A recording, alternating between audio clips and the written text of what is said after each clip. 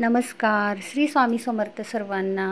मी रुपाली आपले पुन्हा एकदा स्वागत करते। एक मस्त अशी नवीन रेसिपी घेऊन कुरकुरीत क्रिस्पी ब्रेड रोल आपल्या घरच्या स्वादमध्ये। तुम्हाला नक्कीच ही माझी रेसिपी आवडेल, तर तुम्ही व्हिडिओ हा माझा नक्कीच पूर्ण पहा। चला मग तुमचा वेळ न घालवता रेसिपीला इथे सुरुवात करते। इथे मी काय सामान घेतलेलं आहे। 4-5 बटाटे शिजवून घेतलेले आहेत, हिरवा वाटाणा घेतलेला आहे, शिमला मिरची घेतलेली आहे, गाजर घेतलेला आहे। इथे हिरवा वाटाणा, आलं लसूण मिरची पेस्ट आणि कोथिंबीर आणि ब्रेडचे स्लाइस। चला तर मग आता इथे भाजी करून घेते मी। त्याच्यासाठी तेल घालून घेते। तेल गरम झाल्याच्या नंतर इथे आलं लसूण मिरची पेस्ट घालून घ्यायची आहे।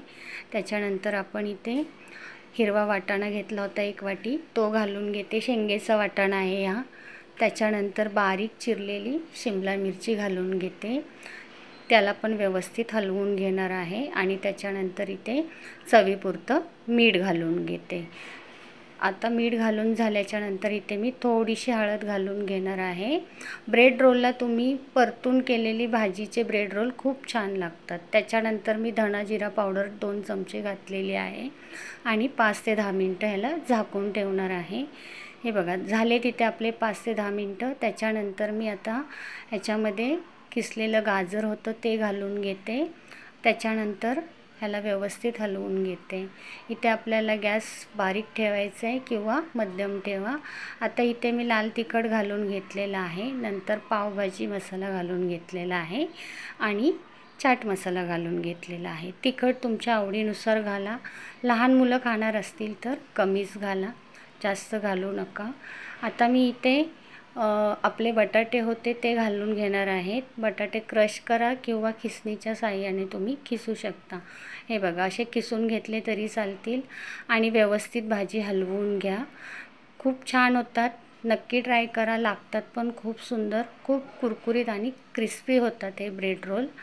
हे बघा आता आपली भाजी व्यवस्थित हलवून झाल्याच्या नंतर आता मी ह्याच्यामध्ये हे बघा लिंबू पिळून घेते, त्याने अजून वेगळी टेस्ट लागते। लिंबू पिळून झाल्याच्या नंतर मी इथे थोडीशी साखर घालणार आहे।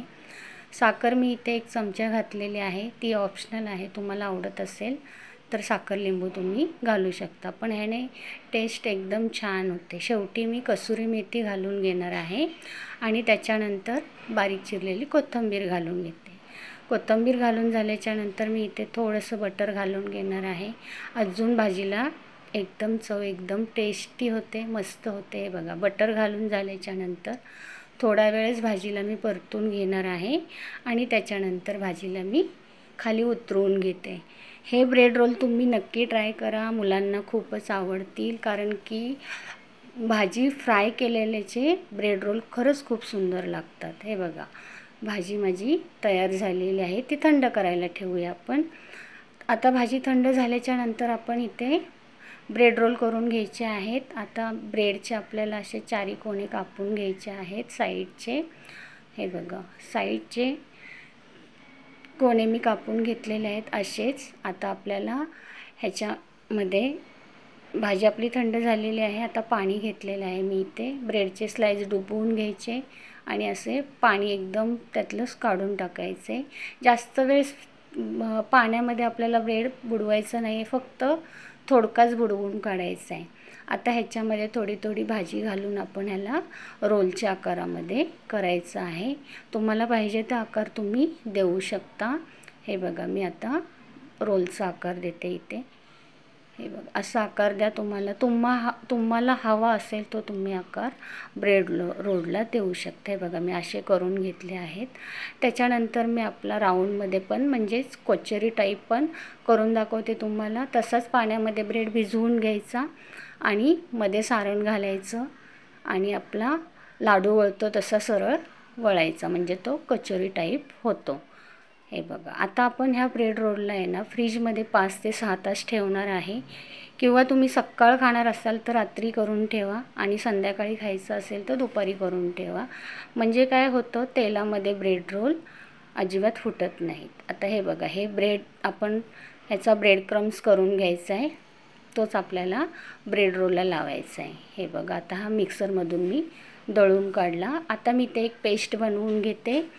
इथे मी 2 चमचे मैदा घेतलेला आहे, 1 चमचा कॉर्नफ्लॉवर घेतलेला आहे आणि थोडंसं मीठ घातलेलं आहे. थोडं थोडं पाणी घालून आपल्याला ह्याला पेस्ट बनवायची आहे. पेस्ट जास्त घट्टही बनवायची नाही आणि पातळही बनवायची नाही आहे. हे बघा अशी मध्यम पेस्ट बनवायची.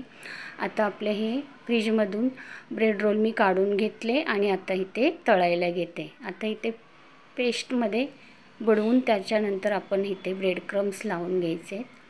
हे बघा व्यवस्थित ब्रेड क्रम्स लावायचे आणि आपल्याला इथे तळताना एक तेल व्यवस्थित गरम झाल्याच्यानंतर गॅस बारीक करायचा आहे आणि बारीक गॅसवरच हे ब्रेड रोल आपल्याला सर्व तळून घ्यायचे. हे बघा आता मी तळायला ठेवते ब्रेड रोल.